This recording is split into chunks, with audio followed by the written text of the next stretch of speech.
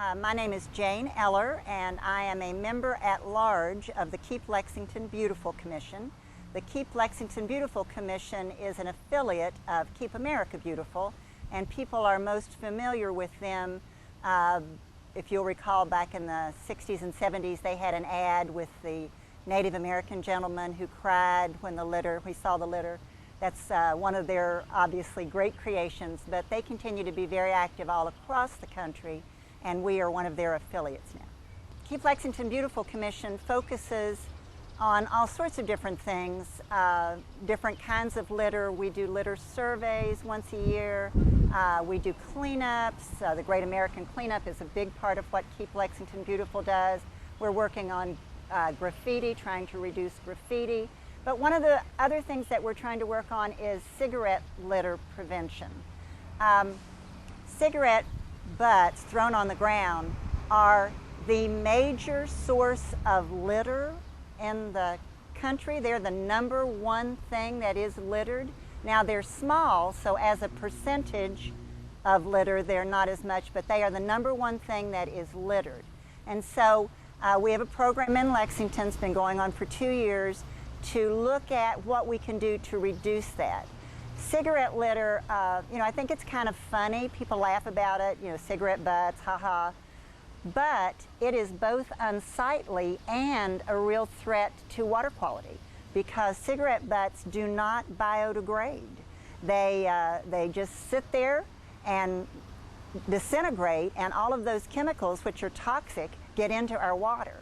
The city has opened up several storm sewers that were like 3 and 4 feet deep with cigarette litter, and that litter goes into our streams, gets into our drinking water. It's just not something we want to deal with. So as a grandmother, it's really important to me to protect the water, and so that's why I wanted to work on this issue. Last year, we got a small grant from Keep America Beautiful to try to work at the hospitals in the city and some of the downtown area to put ash receptacles in front of the restaurants and at all the different entrances to hospitals.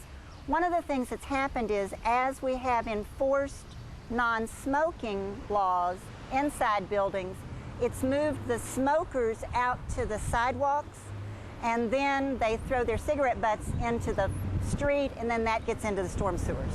So while many people think it's a good thing to have no smoking laws, it has created this new problem of all these cigarette butts getting into the water.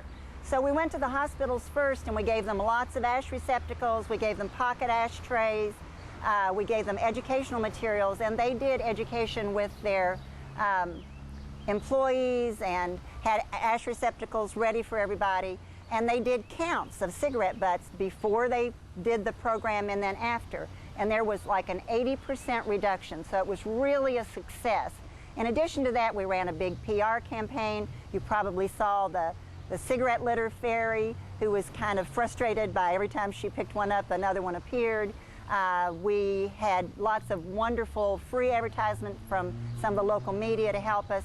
So that was how we started. This year, we're focusing on downtown restaurants, and we have 12 restaurants that have agreed to help us and partner with us, and they're going to do the same thing. We give them an ash receptacle, we give them educational materials, we give them pocket ashtrays, and they sort of are our guinea pigs to see whether it works downtown too. So what we hope to do is to keep raising awareness and keep raising awareness so that people know it's not an anti-smoking campaign, it's an anti-litter campaign. We really don't want this in our water.